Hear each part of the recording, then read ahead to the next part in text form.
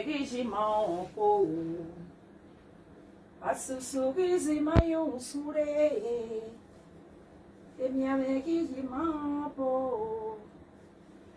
my darling, amazing people. Good morning, good afternoon, good evening. That depends on the location you are listening from. Is your one and only, the big mommy Suzy, the sexy grandma. I will not do, my lovely, amazing people. Happy weekend in advance. When it started to be feast once more. Please, so guys, those of you that have children, wanna go buy sweater for children. Why do you need a because the weather them a lot of people have cold and all that, you know. That is it. Good evening, everyone. A very short, quick one because I'm very busy for a moment. But I want to shock Matt a little bit. Message to late by Eritio children. Please, if you guys are hearing me, write yes, okay? The reason why I want shock Matt put. Now be say, Eritio, now our papa, you understand? Good or bad, or the money where a river ragbon, at least, young where or recommend ragbon leave a good legacy. You turn I rim. Late by Eritio, he leave a lot of good legacy. Now a lot of movies, a lot of cultural group. In fact, if I watch my papa burial, I go see Eritio as it take play in Thanksgiving Day. You understand? Good evening, sweetie. My darling Joy. Hey, Joy, then you sagawe, Joy. Where? Then you sagawe. They no way marriage you make be of la machine. O get it be one. Then you sagawe here le Joy. You have your no woto. You have your no woto. So, my darling amazing people, I want to put for this Eritio children matter. If you don't know some, I don't know what to do. Make I use Benite talking because Eritio now we do. You know they play English music. Now you do. Now they so for us the time we they agbon. Okay, akbari ogoro. If you Eritio, one ya message na do ya akbitan. Inya webe no bobo kan se. Eri omwe don be no imi seri afiti hen. Ami o imi na ma ese, o imi na ma he. Ami. Eritio. Ami. Social media na the imagine when no say na do gwan because it me abono ego me wa hin me wina. Those of us that know the value of money, those of us that work in this Western world, we know the value of money. So we have rights to talk, especially when some set of people is trying to abuse us. We where they work, where they contribute, they join the European Union. Ema here abuse mama, be me right in my yagwa we on too much be. We blogging. Why? You must say that me I ma get you what ga. I make na ya mose, na make mose so. E je we ma be ba me so ya leke me na. O ma be ga barak be me na. O look here o. So, area mi ebi agbon eri go get ma imi. Ami o imi na ma ese, na ma he. Ami. Iveriti o wala wa fe ko epa in a very gentle, peaceful way without nyaga or go. Did you know why say me kuna bury that man in peace without doing saga trouble? Okay? Oya woman no be yagbo ma wo to fe aga be yagbo na mi o wan wi e ma ni se mi ni bun aye na aja ajere despite wo wa ni wi wa do awu nyaga bo te social media wo wa wu nyaga na betu wa man o te social media na I remember vividly egeneru wa ma gbo kan ga gbon no re yi mi ko se mi asu na ya give example egeneru wa na no na idolo wa eji ninu gwa nenu gwa we ri ona here ke na jo ameze nije my working class mother the original passport holder in Deutschland call Aproko nije. Happy weekend in advance, guys. So Madali Isabel, good evening everyone. Koji happy weekend in advance. So apopa weekend one man work as the yadan yodari baby I'm Madali Messin. How are you doing, Madali? Good evening. Obi Rondon Mosi. Ami o imi na ma ese o. Na ma he ami e riti o. Eruwa wa fe ko he peace wala wo because umi ekeneriti o na gbina. Ekeneriti o na ku. Ekeneriti o na atefin. Ekeneriti o na temogie. Ekeneriti o na papatsa eyi mami. Amai mi ekenukpa ni na gbina da wa gbina wana na weriti o no iye twin iye riti o. Adesu mo pikin. We are no eriti o. Adesu mo that time. And then I see the primary school. I think I was in primary 3, primary 4. Mama they shade Ogida market. Eriti o go that time. You go wear native and white polo t-shirt. You go wear cover sports. Go come carry a glass. It they stay between Omokaro, that area between Ogida market and Omokaro, between Uyalaja Wobonokpa, ni BECKY ne uponi no wa former Aaron Segaye na Laja ni Siloko road Wobonokpa. Ibani ogaje yetinemi ema anana. Ti ina do worry, ina do finish primary school. I give a secondary school when I guy Aarons. Geke ne ronsi ye geke ne iriti ogaje ya practice a cultural group. Unwe gede ge mari school ema kege iriti o sole. Good evening, my darling Sophie baby. You understand? Iriti on a person when I just know. Now so I still know this late man, Samuloko during the time variety time. Now Samuloko they come our school those years. With musician do a play with school na Aaron's commercial school na ya go. So abi Tesame Road, Uselu, all those gbogbo, you understand? Na my area be that one well road they go you say whatever only our no sa those area.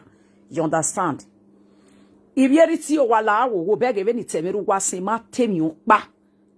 No ya we mi za veneri me like a cultural group eriti o se we no like e se we me waye mo eriti o. Because if we know what agwalo, we know what agwalo. Awa umeze. Woragbe, we no sheri she say. You understand? Because I remember those years, my power they talk as I take bagada wogbe, when I yak be kareta, all those things. It's so much like love, cultural group a lot. You understand? So we can't choose to carry it to you for my papa burial. Let me go straight to the point. If you're it you when you tasting, it is egana kana. Obokana negi fiagu wori agman yabe bi masobia leke nega zagidi egeni ona lele eriti o heart late woman eriti o ka marry before e had to wametana one woman we fe marry that one not born for eriti o that one with able to we can still die we can buy also that they are together those years before I do what con na azagi di talk and that and say baba ye me na ti ve. I get passion for Bini this thing. Any na me ga e do actress e do musician saga ya riwona e ga ni ami ya be saga ya agli gbe e drama no we are drama do e ba kon we na yi ari aga to ta ko e ga ni sef gbesa me television awa ki hoye no ma pokma e ga anything activities na over ko ta ve there honey. You understand? Be old school tele. So let me go there. I beg you now with our ancestors, with him to be my own boss based on say una papa, he leave a good legacy like I tell the talk and where I make a deriti ona gbena, deriti ona ku. Evani ana mi la wafeko he mana peacefully. Obieriti o not your no call Mr. Bifiti Beria. Eruwega ragbon, marry Bifiti food. Eraga ragbo my brother or marry befitty food near your fiancé. You understand? And let me check it in another way. Nibe gelo to boma be su why or bobe su why eriti or be a safe fashion home. On a musician or you be bolita you know eriti or be like a lot of video ni me eriti o ayi go mu musician bi eriti o possible a cultural group ayi go mu MC ajigomu ama bijo bo or be re in different ways everywhere onwe na no maria oga wu agbo ya ye pe o meji yidie emi si neri ti o yo to in fact ara ye mi be able there Devin waya unyanga na waya dori ai wa because there o ye ni ruwani o ye so waya allo there because a pa live a good legacy any majority we me be na claim we ti o e pa me no e godfather me no iye ti ye ni elo de be ni me ye gi ese ba ma wu wa ni ye Dola dia my brother. Or tunwe no poma so eru gwarokpa. Or tun waga I say man na ma say mama so saloba no you go no mago e. You onya say fashion home. O reality ono. Oki o wa ire there wa ya won wa. Da ma me ke emwe baba chi go wa no boy to te pa wa live no wa kai. Uwe o wa ni mebe no je. Wa seti mweru wa. Ye konpa na boy be ke ase. E si street ni na afia no masa gbe flower je na mo imi jini. Abie mi o be ro na be mu bae. Ote seve ni wan jere ogbe gugwe na mawe. After all, the buy wa amoji depends on mana wa amoji. Ama go wa ni be ma da eritio house. Na fashion house. The last time I checked, e kolisi mudia. Na o agba no, ona adolo eritio je o te social media na sunu. E dio no sa gegi mioi. Ona support e la video na kolisi mudia carry that responsibility of eritio house. Then dio no sa ge come back. You understand? You know sagi an eritio. Ni na we be years you know sagi give you ja. Era wa no tele. Nobody we go see eritio we go ya eritio e. Error. So if eritio wala we say for me is bad for them to come out on social media and beg for support to bury their father. I don't understand. Look at the statement the boy even as they speak the Oyibo. If Papa need a perfect barrier, I really want to repair the road. I want to gravel the streets. I want to no. My brothers are wala one in Nigeria. Eric Bay, one in Nigeria. Wa beg call wa block we me ignore many call because me don't want away. You understand? Eric Bay, 95 years coming. Beke baby 60 years me a deny one ibu. Salobani jime wa to say we say. Once jime na wa to say we say where no munya gari agbane na je wa auto pay. Any megije I'm a stranger. Ya waje Nigeria me terrorism ite terrorist jo ya se wa kie ho me fe ko laware imana invite wa pie geti kie stay your home make stay my home because we can associate say na do because wana ga osi no muke o hin no maile the toilet thank you no toilet for the house before they come put toilet and we what the house na new model we never reach that they call it say mo dia laje wana you never reach 4-5 years or 6 maximum 6 years old. Do you could say na dolo one. So my brother, wa mama ti ba be yare no veto wa baba gune. Ayi we didi no ria buku the person gbenu wakere. De to wake wa ya koko wa because robu no bia nepa. Ade ba ko ro ma be ga wa ekofia be no so na mo rumo pa na be ona wira me na hena maleje ga.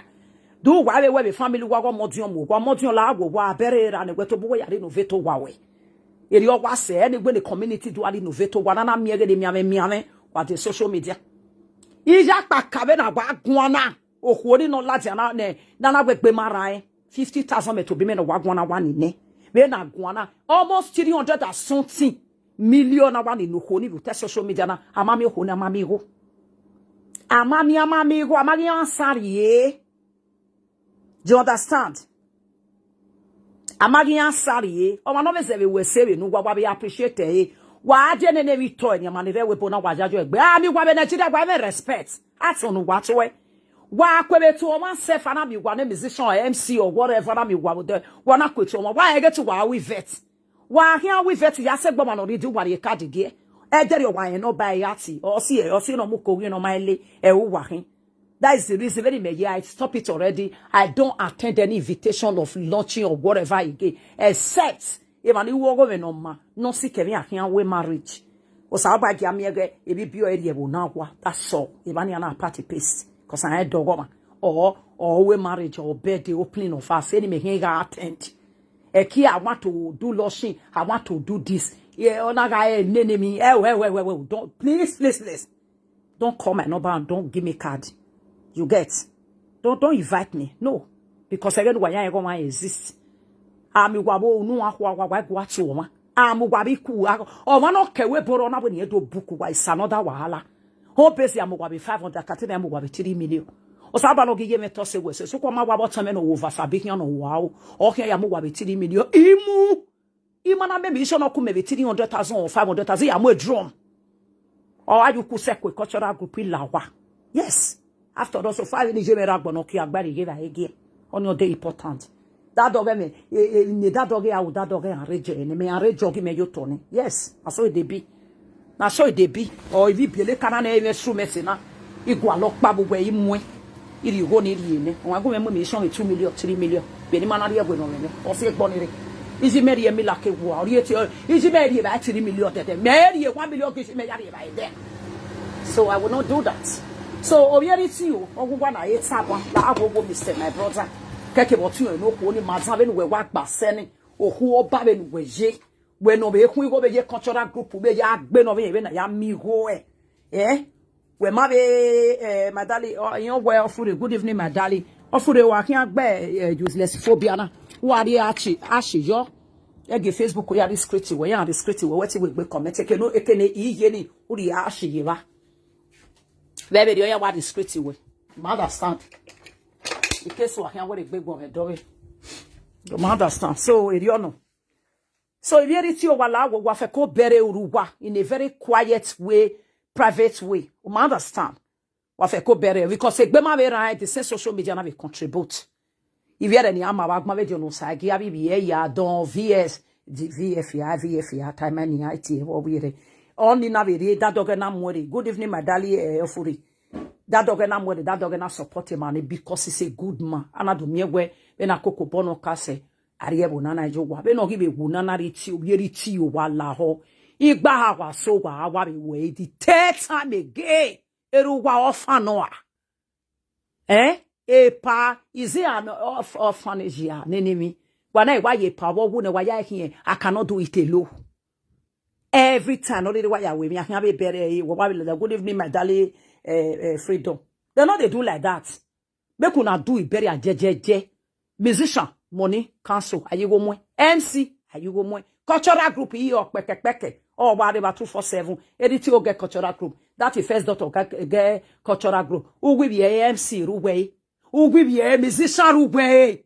edit o to boy no one cultural group go ija if edit o erugwaji wa bi appreciate me erugwa build name yoto okay why when we gado aka we social media we bury pa okay good legacy no gi live yoto gi wo wa ye ya me na ya kpo we I we ri oni no measure po aje be wo agwo ma do sunu do don anyway na wa la I want to do befete burial I want to cut the streets I will tie the road is go we will not listen where there is love for my sipo ogwa you do ko ne na we mo eje yimi ezikpo ba ye na ya same ohun na mie we keke la pa ya fienze e ma ye we me pa they will still attend this burial tinya jere you get tinya jere they go still come they will still find one way another take come upon we money enemy ma there is no way when ya dology my brother la wo he man peacefully okay oni ogugwe why a man gently and gentle wagukbe na riara na be do miege sagaga be do bugbe ai be do miegwe awe pa mariara woze awo chopo bugbe ugoton wodo from there pa ni okenali bodenia e rana idegbo dewodo wage do ageveri o wage mana we no waguna wa he peacefully wage ya rest in peace good evening my darling wage ya rest in peace ni gbe oho cause e saga ido bugbe ne bania ya do asi obere ya we saga bania ugoton bania problem ido areba okenali bode wo donia wa blockodo eme idude I do we bury abania o magiriara who to blame I will the children I will the children and all of them they don't big una no be take children man understand my brother o ma mo bota mo wewe mo na ko mo go beg money we ma send be we can grip pass any o ye ke ne ku here be am we my brother even we be say I give we bury ajo but why kukugbe o vie tu edu wo gi odun wo pe a o vie tu ya fefo vian se koko we are with the burial understand how wa makwele ba sf ge makpa wa dun we pari eke no ri ikaye tsabe wa mi keneriti o na gbena sunu keneriti o na ku keno na ate movie keno na ku ami ane keneriti o na gbiezo legacy the man asi ayo to nyiwe no ma no se ne be yaze bo we me no we mi teme a good legacy no se ayo to wa dori aewa ogade wa wari aewa I get me a garine ayo boy ade me mama we we better who is gone wage ahe no la yon tori no mejo boy dori the problem iro egbe me no be gwan na we go wa me create mineral pakeka iyo boy ye no when no say me na my brother be gwa me na ihe dede na fu edu we ni inwu na je no we adesin idala wara Many manage and contribute by European society. We know the rules of European system. We know how to make money and we know how to spend it. So where some set of people who think in Africa, they can just come to European people and collect money from there anyhow in a very rigmarophobia way, we will be growing Hanoi phobia. You understand? The Hanoi will go over, that is over structured Hanoi nice. I don't want to speak English, my brother. Because everyone say, well, they are to hate in or maybe they especially we understand. We don't do that. You do it in a very responsible way. You get? You do the burial in a very customized, gentle, and peacefully. So that this man will go and rest. Or here, or home, or now, or ekino ya rest in peace. You get? Why will it be like the second time? We do nego no. It's subjection overruled in Article 7,500. Or we're not damn way. That person will go in jail, 10 years imprisonment with hard labor. Or we're not nobody do to have a clear, but only ya said be musician or Cuba. That person will be locked totally. You good, British Stella, good evening, my darling. Why damn way? A pazi on my joto. Or say me on my yard no fee where okay. Or na in one on a ye pa. Yes. That's what place I can't number one worry a page or ever. Ege bury an hour ladia. A temenic per temenic who the Norowa de Nudusi. Ege banaya bury baba or seneo in my way my daughter of your body, my yeke nayako e babao. Clan! Where what turn your pan where hewe. You will not see the movement. It will be flowing. You will not see the gift. It will be moving. You will not see the account. It will carry weight. This one will say, I want to do this. On our no war. On our no war. Mother, son, no here. Not power no here. Not power no here. I'm a man of a carton of water 20 or when you me. Oh my God, I'm a man of a car because MC, I'm a musician. I'm a man of a okay, problem here. I want me 100,000, 150,000. I had there when I be a babacun. Eriono. If no more come a very amagbera musician. I have a cultural group. My tana. Because me begole kalopi on panu wa ya mu wa kin aye baba ne kin aze wo nu wa unyiwe si ne baba ye ni yoto ni aye tasin or you know wa low price because of that man. A man will obviate all we win see your turn. I mean, they talk. It don't tell. At this moment, we are no a parity. Oh, it don't say a power me no. Let's near 45 years ago. A part not be small me too. You understand? Now, children just they come and come they feel say, let people come they talk to a part say a part na small meat. A part not be small meat too. Not be saying and go come. You get? So now be that one. Okay. Boku na enter house, I beg. But they no kuna no come mat again. Person we go do give for na. One we postal ladian banner the date. Wadota me ma.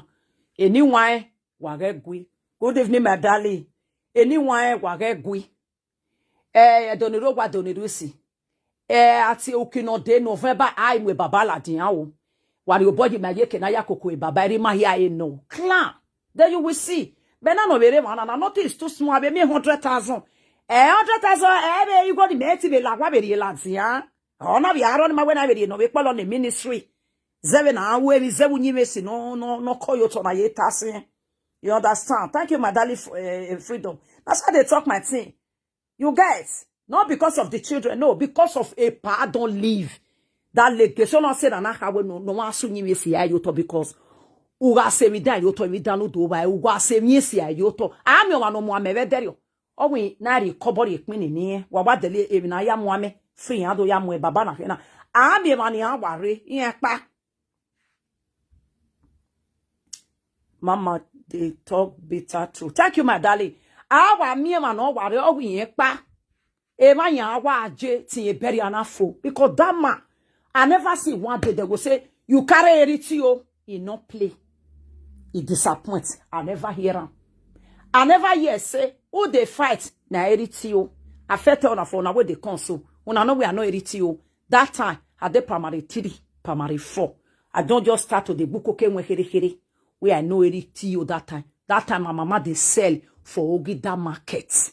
Mama will go Bogui market those years, sell all year finish, come buy gari con, buy all those bushmeat, buy con sell am for Ogida market. That time they assist my mama if I don't close for Olia market. Now I tell no a priority on in a way be home. If you come Ogida market because they live for that area, if you come Ogida market those years, you go wear native. You go come wear white t-shirt, white polo. Very neat, my can neat. A white polo ni umie steni wo or a white t-shirt ni or a white polo ni. Or dorie glass any or the yao iri do ta for abo. Iri no ta for a glass e pani or say we bellit. A power v white covers. Or one no de wajo. Or was sharp. A power but so when I have here foot to walk you Ogida market ni. Sometimes you come see person for some market, sometimes you come buy something for some market those years. Then when I can't grow, finish primary school again. My secondary school now errands. Now I go. So errands they between opposite Ogida market and opposite Siloko road. Now upstairs now the school be. When we go, if we dey upstairs, we go see Eritio and that woman we fe marry we no born for her. They are so rest in peace. They go they practice cultural group for there. They live close to there that time. That year. Or yeah, we're going to or wait a fanet there or something like that. But not between that place night day because here I been in a cultural I practice ma kodo hungian. So Eritio na old school. I when I tell you any man as one be every jita be akpata. Or one no back a cultural group no back when you a cultural group need there. When you are the great cultural group. I don't know a long time ago. So that is it. We are going to do it. Only na ya ide for abogaberi ti oni. Wage gujo. De mana hamu wawe min wa uho. Oge ni dan. Just that where ma ni rewebo ni wina. Abi knya bono ego. Mama gi ni den wage do an nego life from Nigeria. Wani re Nigeria ni wawi you bonu wani re Nigeria budo a law no ginu wani in article 10,500 a law no mu wani re Nigeria when wani re Nigeria we you bonu gbe ame asinyo to se gbe a law no mu wani re Nigeria awenu waje ahe ame asinyo ni waje asin gbe what affect one affect others no wa mu dia na gbo wa no da wa ma e lie wa so wa ma e lie boss no eko ama we bu is very far. You understand that is must still last to if you know sick. Exactly. It's more than almost 18 years plus, if I don't make mistake. You understand? You really try. You know say no fat. Now person will make beg. Now sickness they follow. But you don't say pirate will make swai. Now make come and kasa. Already home make this potty this thing, no. Already home. You understand? So now be that one. Wow, you bonnet go one in Nigeria, why man be European Union according to we no mwema. What affect one affect others, Maria, where you bonnet bima. You understand? Hello, EJ. Oh, yeah, but I don't. Aye, wafa. Okay, go on your way phone, me now. Oh, yeah, go on your way, speak can.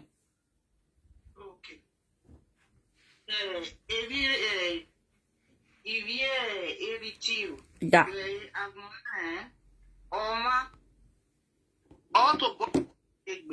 Exactly.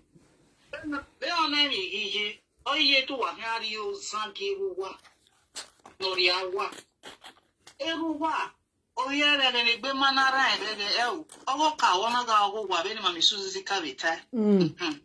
My honor like media. Oh, make money.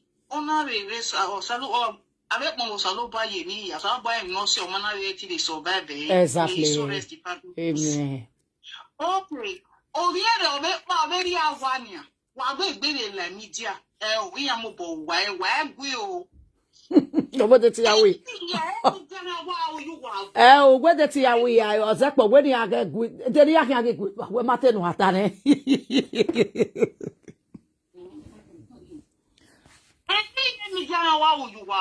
David Jelekawa.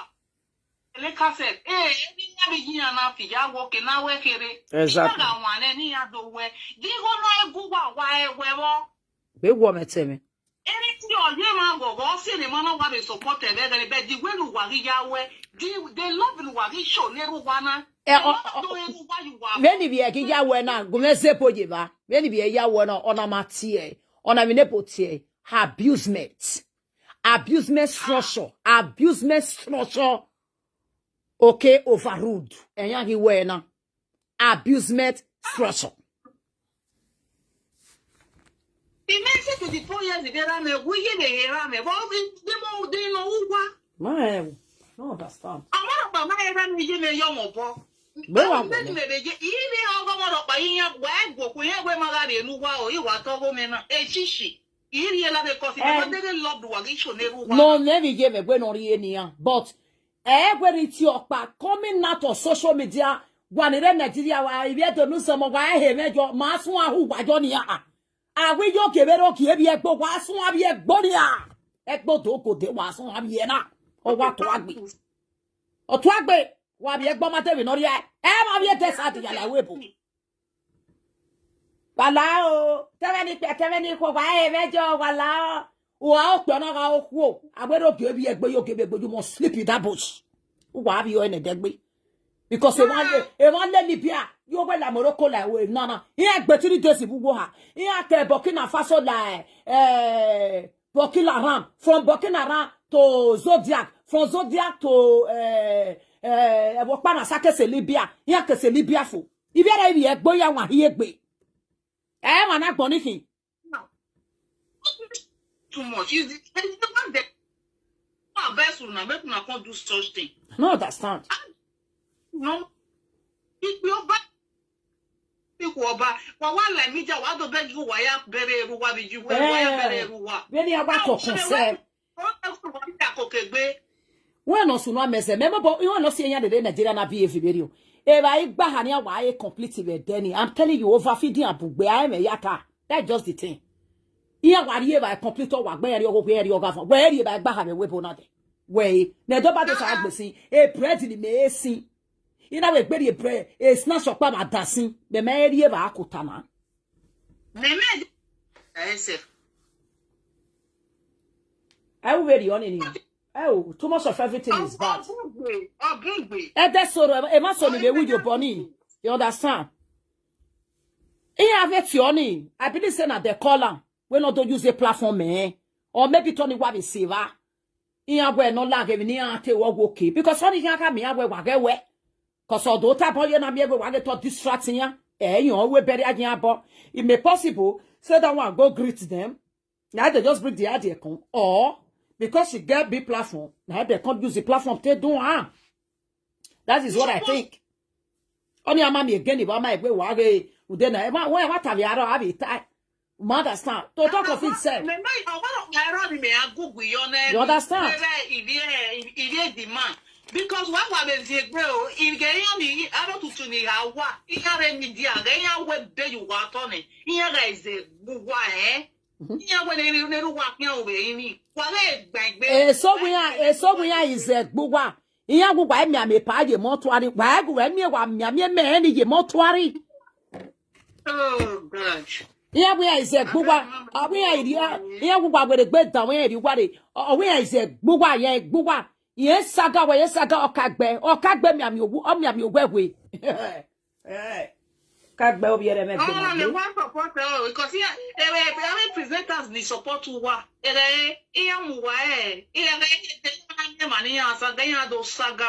Because of one oh, too much of everything is bad. What say you? Too much of everything is bad. What say you? Walao, la varie pale, why get to saga cagbe to saga, sakma wodo. Anyana monorugo mo, why get you? But look here. Wamwe pan, why ko ya bere, we are ma uho, abe wuho, omano ma uho, who a peria is a very peaceful distance. I go mammy or wa mofigmon, was sagi zena fry, and what the area mami, why? Okay? You guys should stop. Befitty berry or no befitty. Or no year I say no enjoy. Not cocoa with befitty food. Or we what with ye befitty berry ana. Or no maria I befitted. Befitty ya be befitty my what any ya fiame. Biscuity no man what it dear. Or no maria I befitted. Or be woo. I have a better befitty. The what better ever no say wala woo. Wala. What do I women they put here? A greediness. who wagi way na. I do laugh very on here. They don't do things like that. You guys should bury that man peaceful.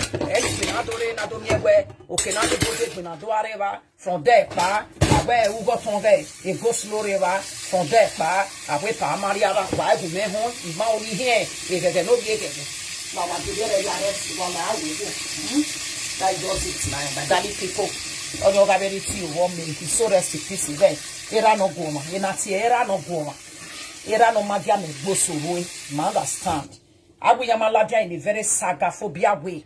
He made it, I know my claim, I won't be a discussing away. I may be say bury it, or you walk back out. But may give you a ladiando, bury. That's Iggy beg. No, it doesn't work that way. When the Nigeria, the way we are stressing on the way we stress your bone. Ever so did you go no by a weapon? I won't buy.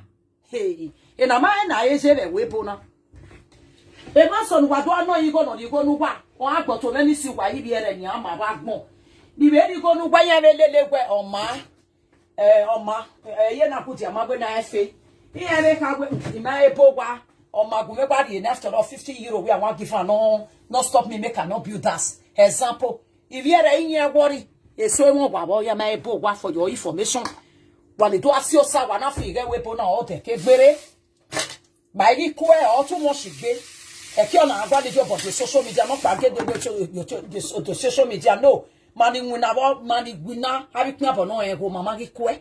Say no to collecting of Europe. Madere Europe have need you for what him I will make bima, one in Nigeria I will make Bowabuto. Evo Najana second dog, by a second dollar. By a second dollar, you might be a second him a dollar. But I too much of everything is bad. Only I pay for if you have money, need you. So, Edoniroba, you see, or Governor. Why go? Ika soso wonane. Enutie my love, my superstar. Adazama siesi rune. Watch all my love. Ice my son there. Huh? Edonirusi. Why go my DVD? Madoni nyeka be Facebook. Yare what they busy on see. Evekia, I see I need BECKY.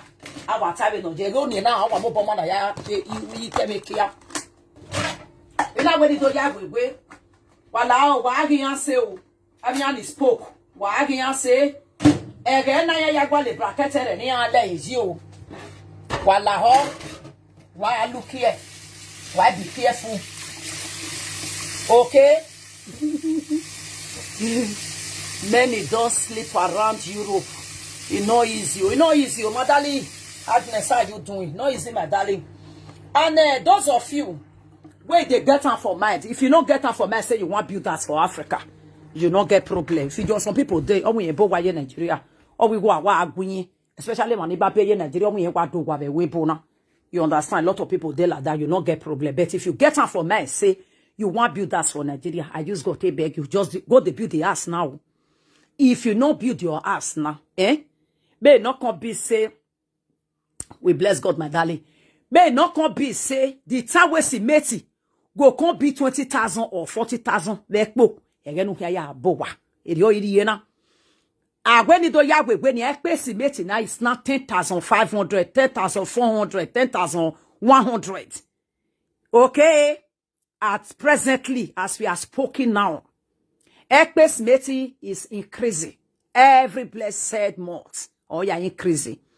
Smeti of bag is now 10,400, 10,500, 10,100. The 10,500, 10,000, 11,000, sorry, 11,000 naira for a bag. Only one bag. Sometimes if it be rebag. Rebag. Now those people, you say, Ekia no go. We need that. We thought na ya gbekwa my darling. Why ya we mama you look fine oh mama see as your face dey. Oh what we make be your face. Oh what organic cream no. Arema. Esa ke na ma organic cream ya we na. I know I mother say we ma be face me va. That's just the play. Just the play. Then we messy I know one at say na joke adi. Whatever. Then it see I know one daga oba kogun no wa. Igu gwa yari we bona, igo yari we bona, igo rere. Osa amu hotel mu dia evale be oko. I know that's not now. Ha. Okay, my people. If you not say you never build, I beg. You they get that from me say you want build us for Nigeria. Don't waste your time, oh. Don't waste your time. Go and build it now. Okay? To our job as it is at the very moment now. A bag of cement now is very expensive. If you buy 60 bag of cement now, as we are spoken, if you buy 60 bag of cement, by spare and spam your cement, in order to if you buy 50 bag of cement this time, it will give you 600 and something thousand naira. The 60 bag keka. Hey, iye-eki. That's all I run him, and I am with food truck. With 900, na you go say no 900,000. I say 1 million before. Then I hear this meeting. Or my 1,001. The degije no estimate here get move on wa. Estimate here get move on wa. If you not say you want build us, you they get that for me say you want build us for Nigeria. Let's yari toi boy le nu boy ha wu revano. Uriye toilet uriye korie laundry nu uriye ke. Uriye parlor uriye ke, uriye kitchen uriye ke. Nu se ge we ni gbo we mi po. Wa we just ye papa na 3 years next 3 years ya so one abon o we ma. Wa la ro. Mai sana. Sano ba no la wo no kegbe ha me haro. Bega imi hu me ni me ya gbo body na amanya ho ya wo se ile ko for people sin. Ile. I almost got this word to I not send anybody. My superstar. Who anybody happy. The one here happy enaketa.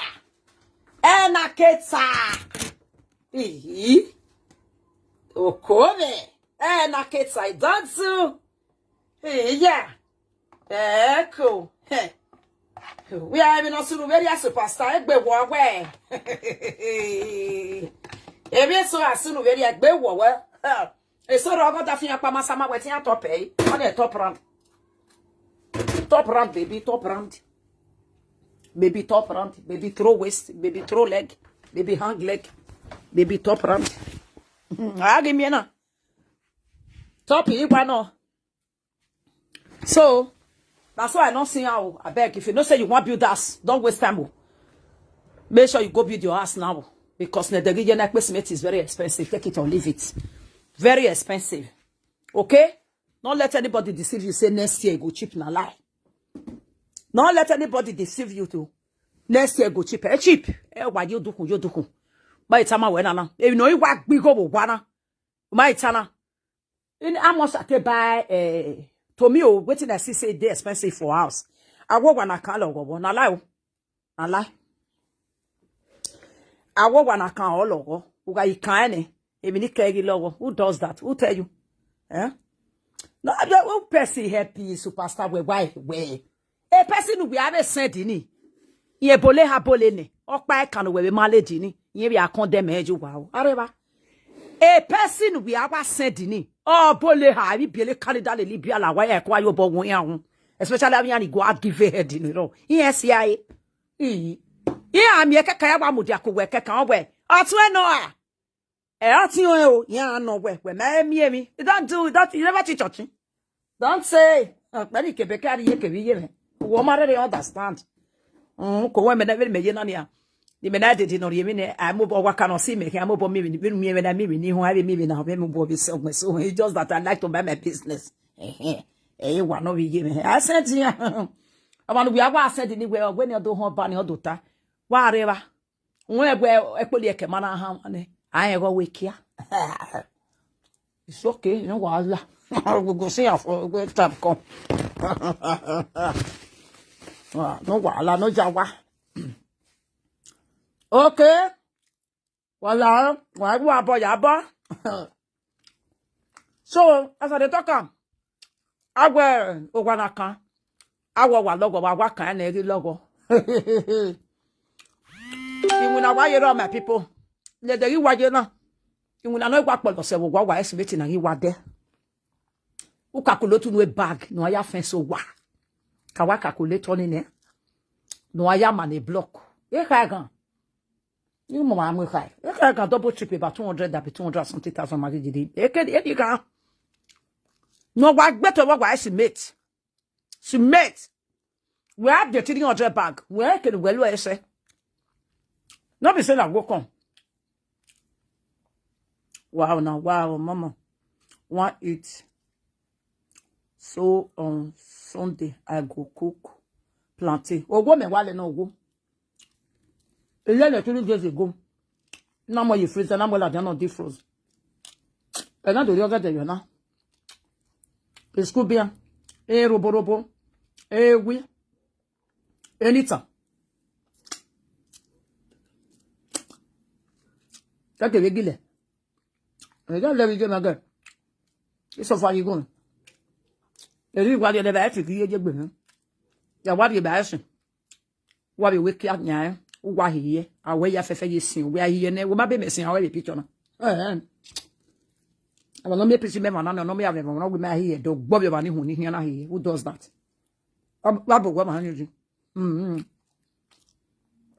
We are here again. Your quick way you look where you pick up. If you the way you what you we are at the day when I and they will be like a competition. Arriba.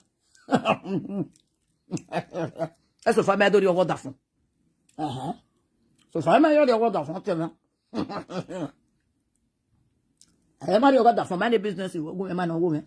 Everybody only go to me to kill. So, anyhow, Promise here, we have got can one. Who West Message where it all? Huh? Who does that? Another thing where, as you say, no, because any, la the parasite you power, or one account power winning, while winning no good big way. Okay. Then, what in our observe say still the cost. Granite be but I'm up why use a granite be you know we jam floor no my mobile need the granite. You don't need it again. You understand? Very me na granite me lu efu. E granite me no ye the granite me ye me. E or you better because the time we are carrying actually trip I carry. You not finish I still get many one. You get lu ye me lu granite ji. You understand? You me quick self I said do balo le lekbo isi le yihin wa the bebo to insurance. Because any can you got down. I will keep on. I can put that for those episa. Only that you day for me. Riba. It's made you all why problem in a smith wagon. Not be saying I go come. Everyone know how to be there. You understand? Me I want to make every bata. You may work both you smith in the mail lose you one. I got na when I tell me na when you calculation with smith the mail. You don't pass through truck. Or was it really via? Or say, or gbera. And the deje be kind engineer ho. On make sure this meeting we blocking a him. Because it's meeting man we block. It case not take one while you block and fancy or what day. It's strong. Or I want to we say we can go pray. You understand? You understand? So wala wo abio so anyhow why wo ya bo wa won body wa bo wa 2 years 3 years time iwo ni agbo ke be ni haso won no ya bagbe wo abi agbo bi are Nigeria wo bi jawon na wo or gwalo nwa no trust no go awe fere wa ba gba ave price or the money where engineer won na wo me me ya mo ne Ima wa gba David ni a price ima kwata we go we ya pay no bet mo hiato bo me a David or the price de me ya go the price of me agojo me no ma ba gbe side do go igugu me we are igugu side do when we po so no so as a newcomer you want to build us you want mileage you not get money you not get person where they support you I beg just build down a form of build down bungalow like 3 bedroom or 4 bedroom and a parlor okay. A laundry room way, 2 toilets way, one for the master bedroom and one for the extra rooms. You understand? Or if you just put down say each room depends when you go we say, oh man, each toilet, now be is okay good. Ma understand me palo aro, kitchen aro, laundry room aro. But humanity we very on at least 3 bathroom is okay. 2 bathroom for the rest room, 1 bedroom, bathroom for the master bedroom. Wa we very over ye before you know it wear phone. Wa ya go budget. Agbakata gbogodo. Onu gbobo ya la manukodo. Be you na me jobo. HST, you know say you not get supporter, you not get better work, you demand it for abroad, not just time. Ya gbobo ye gedege. Baby, you worry me now. I mean, I'm a completed building in my able, my me. I mean, tell you, not easy, not easy, huh? Except you get the camera the way I get because I know the send. Me rock by way me try ye magnum. Me I just take things easy because after already in you are always me here say fe me na gbobo ye na walama. Me made ba de ni ahema na ya to in Nigeria. If I don't not the well, if you go for visit, but stay for them. I know stay. So na be that one. You go ni me ya de me ask na emi have water system, have emi pipe. Okay? O ma give come a little bit different the way I run it my first task keke one on self. But ma see all those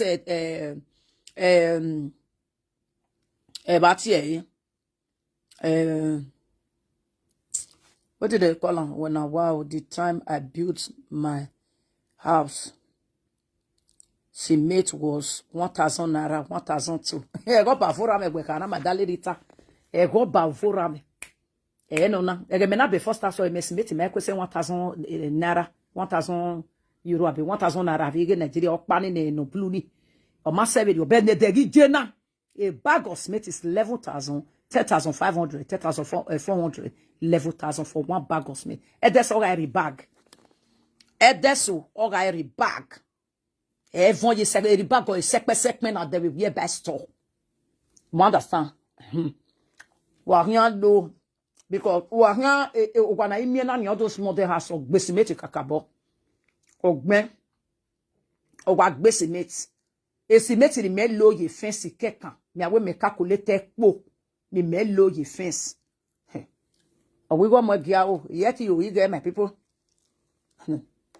O ba ye fo go ni me lo me awe me estimate me na we me calculate. O do my ko say 60 million bo kere no. No be say na go kon. No be say go kon. No be mapo.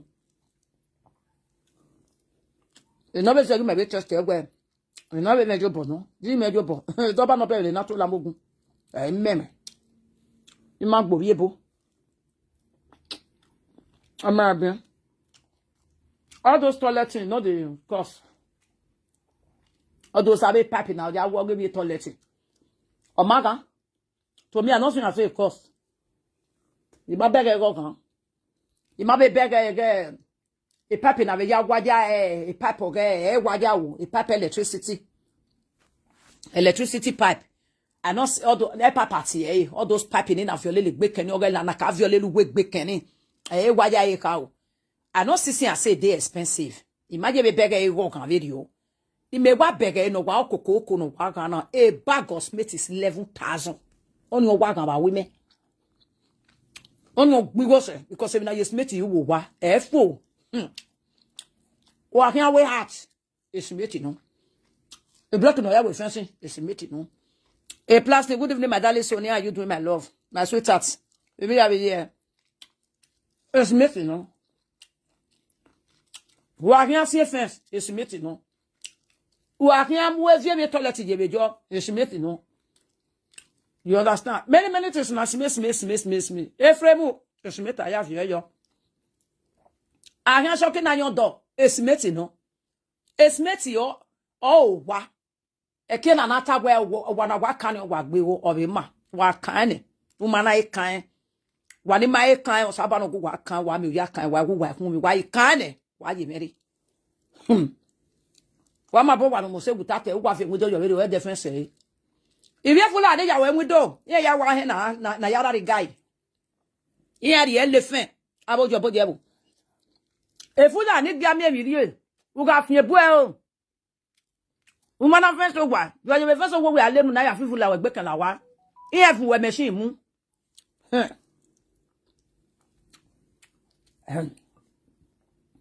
ene kere na iwa jena Emu vamo wa no. Emu vamo wa.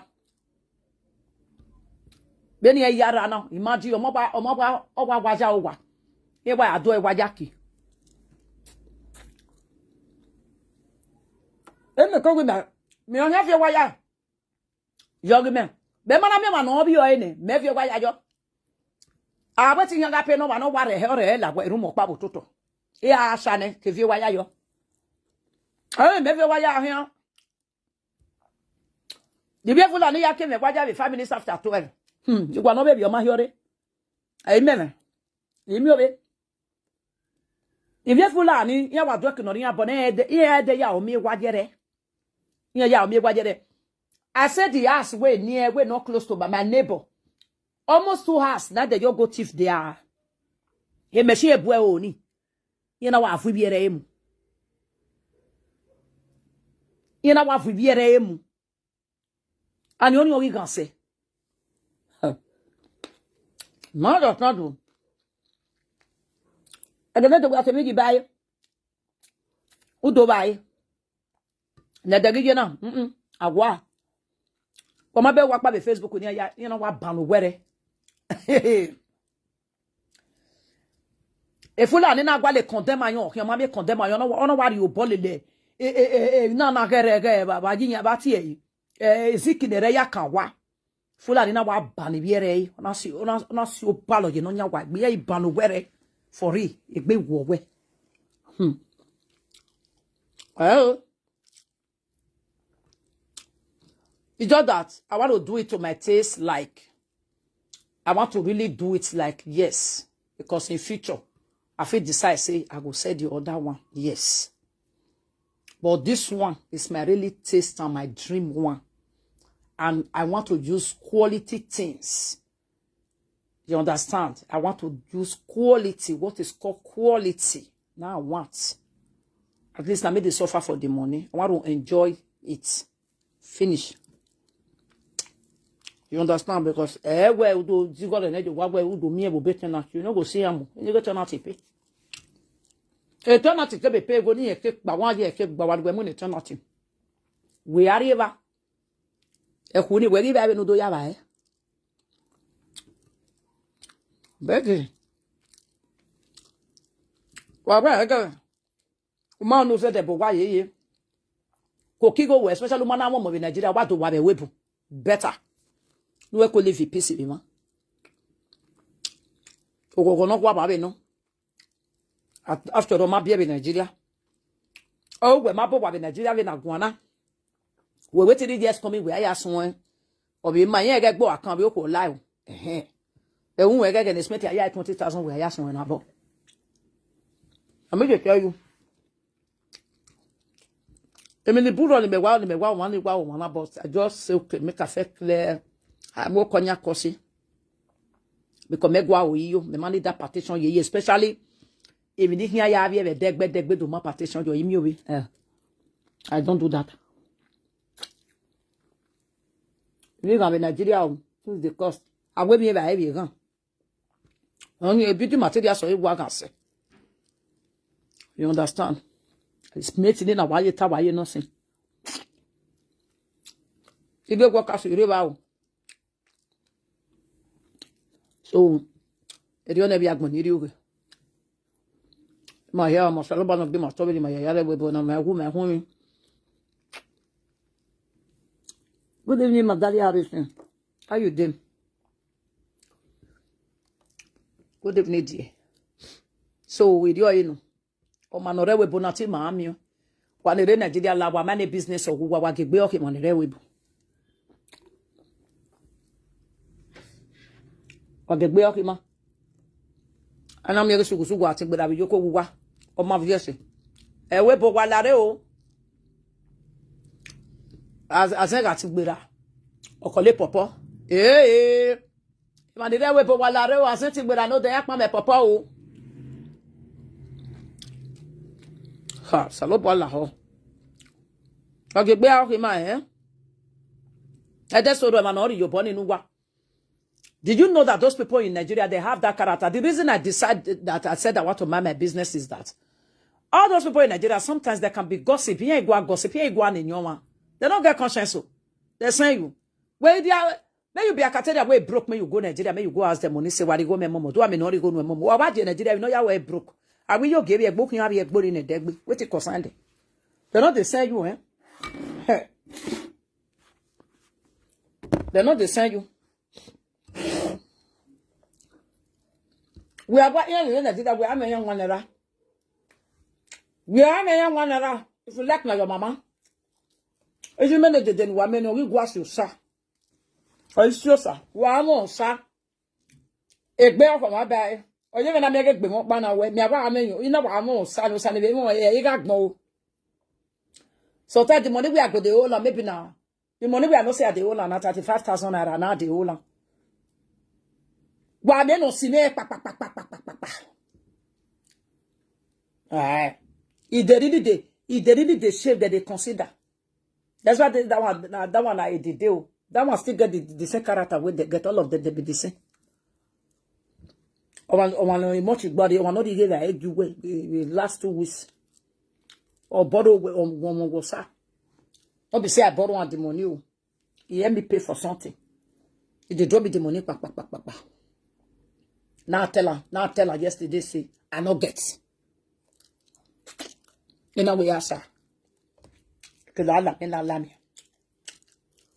As I tell her, say I no go pay. Cause say ode yagbe, all be working. Now what the date wa me business. Me you tell me now me ya. So po gbagbo ba ni ori ya. Ya ta mi wo ni ko egbe. You 35,000 ya David Megi ma pay. Go and gossip is selling in over. Go tell me. They can gossip. Even those all they say the day when you say you get for family, all of them are not those agent one. Not the same character and all of them get. Just that.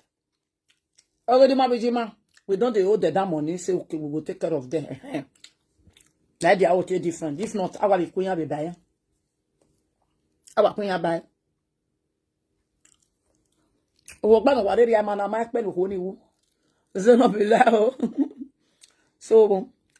landed people, especially my family, they be number one.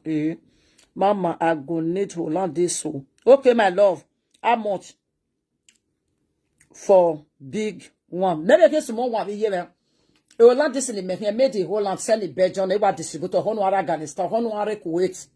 85 euro yaki poko ni je nwa na mame wo ato wo fi agojo ma ye wo no to go ya de wo land sin ye ribe we no ave yakoko mo be me wo be me ya bo wa wo be mi o esa wa ago ya mo we be na ya me we be na jide mo mi ari restaurant si ya ri bai no na ma ojo go te ye make up mo nya ifo la go ni me ya de na ya rakpe la go so su pe me na iwaro e ye ge wana mame gwari agina me ye yo gba ato wa fi anwojo ma wo awo agba no wa o ama wa no mo so ti gbogbo egbo wa mo gbogbo ajo egbo wa me ebe gbi mo be gbi ma me no wo owo egbo ohun ewe bo na ma wari ma do su se no ro ma wari eze ti ro pari dari ye you understand nga we o no se fu se o di no ro.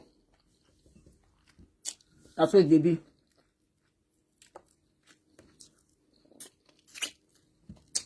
If you just spend you want, let this tell me. I don't pack the way we want to go. I'll go Spain. I'll go Spain next 2 weeks. I look at that the other one. I want to go distribute clothes. I know what 3 days. I'll go 3 days. But now I come. That's what they do.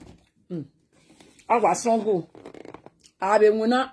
I be safe for the cocoa. I be ya winner. Ya go winner. You go guy. I am telling me you bokpa. You know be. You go there you bokpa my man. Understand? What's the bother? We want to buy a cocoa. I need the stick not really red, like some of dark or orange. That's why I call it mark. You know I call it 26 euro, something about 27 euro. ena kori e me ya da pa mi na elisi me no salo bari me na no ma bagun ni ya da eze wa ma me bagun better lipstick wa ye better lipstick na ya ara akwara munu esira Ovigene. Collect no ba be page menu give my this tell me oladis. Na ya kin oladis is 75 euro. E go ba ofora me egene ani ana do mo ba ofora me ari kalaba. Egene ayi ya kin so vije. E ya doga AliExpress. E ya den ni awe say made in north, say the south. My tana because I was okay Nigeria mo oladis re do ahien me webo. E ya de fe kwa. Ogo me tested 100% cotton. What even I test on ari eyo ye again. No be say na go con. Esu tati won pa no UK. Owe mama ye me ya test o la this na ba fian mere mason. Ari a lobby ye me no. Oga se fobia mama. Ogo no be say na yari we no. We gi me wa me be zan. Umi me ni nya. Iwa ko. Bet umi gi di goma. Uwe mi gi bi ri boy mi uja. Ana woke. Igele mu ege. We mommy Suzy, you tested that trust. And now I told you. You didn't listen. I told you, man. Maybe I say, I tell you, you know. Yeah, the day you cut here, you know. Yeah, the American out here, man. You know. Now I told you, you were thinking I was joking, you understand? Okay. Organo, Obiene. We are the only this women. We not say, no, that's what man about because that don't let me outside. Who does that? Call me. Okay. On les jours pas no go mede o land this Spain on J baba keke bi J couple yan de. E want Jesu. Ija go mede o land this in tie. Oh God. If mama be o land this they talk about you land this na e wana. Oh you land this je mo lu am webu. No be say na go come. Because made in Holland. Okay, we Holland this ni je me ron ke o na tori. O wa pe. Jo that you go adukun. Oh damn. Ya be Holland this ni. E gani. O varo. Tala welewu. E ya se ni. Bi ya se le ije church. E ma me ke jeje. Ye be ya de ba me to pale me ya to we mari. Oye be adugwa le mission pa de ba. Mi me adukun lo. Beje church me ti church. De ti ati church ba na when you are there by church. You have to total the church. I know if you sit down for church, why you go inside cooking? You have to total the church. I'm on young the pastor we do feel the boy. He met the church. I for go start church. I know fit. You have watched go when you are some church. Me go say be je sit gbafa me la wa jane. I know if you go. You understand? If you dey by meeting we boy me gbe na gbe. Comme égua le nonsense. So that make a judge e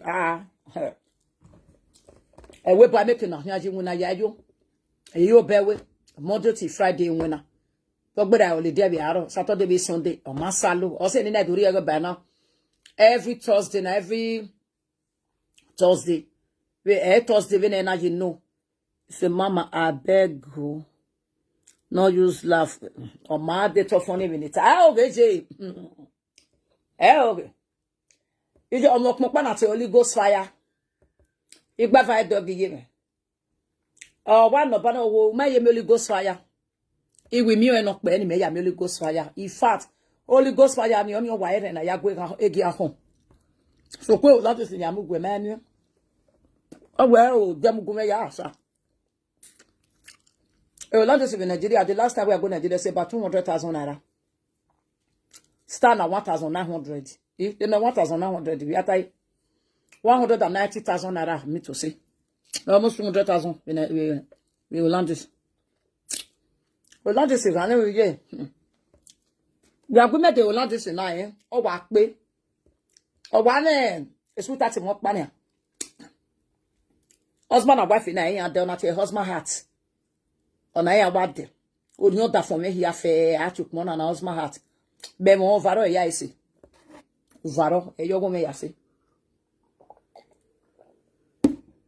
ovaro no me baggy big baggy ya isi the team make ni jojo you understand get ka bo we live video na we just gba van ofo ari we live video we ya na ma bo because mi boro we no ro salo so ya na bia do nuzo mo get to what so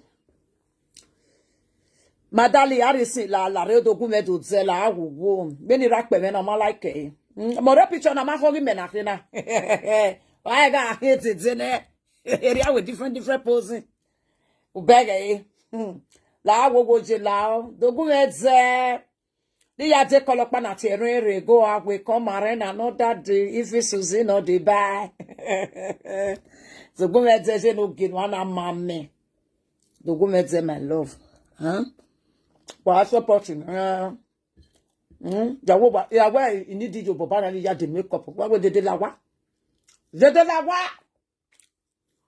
de la wa wa le we de na be contribute to gbeso ibe e gbeso dey contribute me abadi account number la jaba ni awe ibe do nu so we love us le yan de makeup o ija wa be ti anana bese to Suzy Suzy wa be ti anana Suzy wa be ti anana Suzy wa be ti anana Suzy ke no ma pa kan Suzy komeme Suzy ke never feature Suzy ke never mo dora be maleji Suzy ke no be ro be mana ya be ro Suzy yawa o si e we document o la disi isili sisen ya be woni be se koko ima na gbe message di Suzy la ho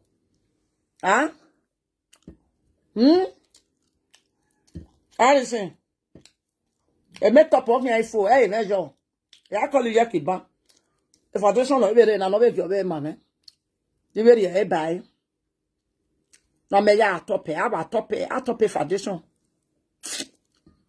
e no be do mo be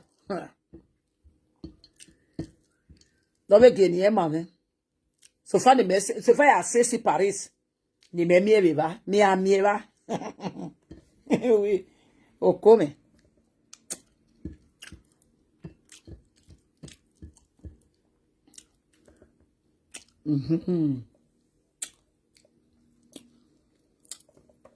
no worry, I go follow you by thank you my sweetheart na 3 or 4 I go need okay na end of November I need them no wahala thank you my love mama ofin awuyo ma wa ato omi do boye ye ebi po no de na gbera me ofun egbe wo gogo ebi ya na ya nyagbon e ma ya we ohun mai supo na obe supo no de ohun ma supo na o gbe ma be dia be wo po no de ma ya be are ma be adiste ku gbe abi ani nyekia ko so wa ni gbe na ni nyekia no that is it. All right, my beautiful, amazing people. I will see you some other time. Maybe a day Sunday if I'm free. You say low because okay, increase. Why go my age no one say okay, kabod wa come on. Maybe age in Nigeria no. Understand? Maybe age in Nigeria or see another me where okay, or back up home and we will notice ya. E ka ka bo ho ba be na wa notice madali ade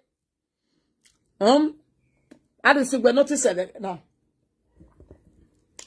na abi ne muta na de no e ma so muta no good evening madali Edo, how are you doing my love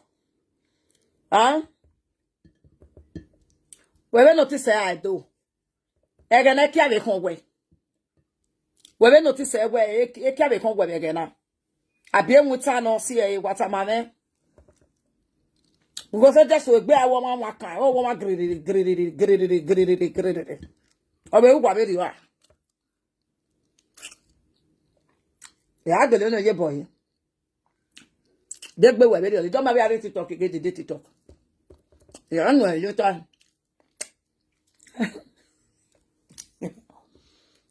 ya no le ta nínú be le gbe yawo egbe so do ge be jo e be ri oni Oh, why did you put video boy see about time? Oh, we have here the two of him. It did already out there.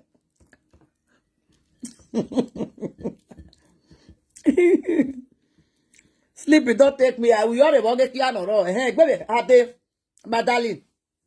Come on, baby, wherever you are. Oh, they were ready. Upenwe, you're not doing. Upenwe to do. Understand? Oh, they were very. I don't know, mama. I don't we have video. I did lay a job, papa, so walking here we have video. Oh, cook, when we're ready. Eh, don't. Okay. What age or see it? Yeah, I know boy. Later, no dog be where you need don't wear grr. Yeah, I know. I bet you, man. Oh, see you. But my no age when you know ya. Eh? Let it but no understand. I did lay. Joe, you say if your number on your DP because someone needs it too. Buy Hollandis. Okay, yes, they go for WhatsApp, my love. E nobody was your Ojo be given. No one mame lao. E nobody was your WhatsApp. That is my business. Atako number. Why David you be even your way to Jiba? A gear no. No one mame. Wa ma wa agba no madali person. What? If I not come from work, if I come from work, I dey tired. I dey. Ugwa wena uye. Hey, ogbonu selu. Ona afa work baba. Baba o, we no see no kona na kinwu na de negbe na wo ya kin efiete o. Adogba wena ube iye. Hey. Kekela wo wa gbon salo. Agbon salo. Koke. Hey. Wako kayawu. Ije. Uze de iye. Eya gba gbokun. Ije mi. Emi owe. Iwari ayaga o. Emi owe. Wa ye bege ye face we ya ye ogio. Egbe kan we. Edede we wa gba wa communicate. You know? Wa communicate with somebody we gba wa no what wari the right answer ni. Funa wa hiye bege here, you know, ogaziphobia ni. Ini ano wala we gbuhun na re wa mission we yes. Wa gbe kwa no wa relax. Baby di oni. Ini ani ga si we gba bi ho na si we gba bi fin wa le fin wa si we gba bi ni ano la pe ko. Owu no. Ako. Wa eko. Aware. La wogo. Wa ege. Omi o wa yare ge. O me book baby dun. Me with man no day house o. Ade wa ege. O pero time. Anu wa onuwa agbekwa. O bebe na we. Wa ya da wo jaja my darling. Awo jaja wa se kena na kan wo jaja. Then ya ye kena na kan wo jaja. Ya ma any of this spirit me media meeting with video. You understand? You say work no easy. Ija ofuri. Work no easy. I said the year. Eh. But no ye gbede de ya we se kan win aleluwa na. I me gba iye. I gba de iye ti wa win na. Ko.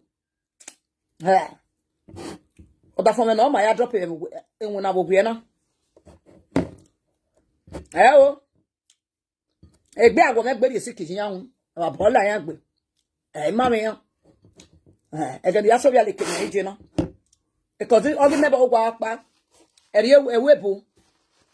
O wa na se wa na hwe bia le ke. Wa ebe ma bubo so bia le ke beri oni. Be wa rere mu eko. Ege me ya so bia le ke meje na so time me waste ye.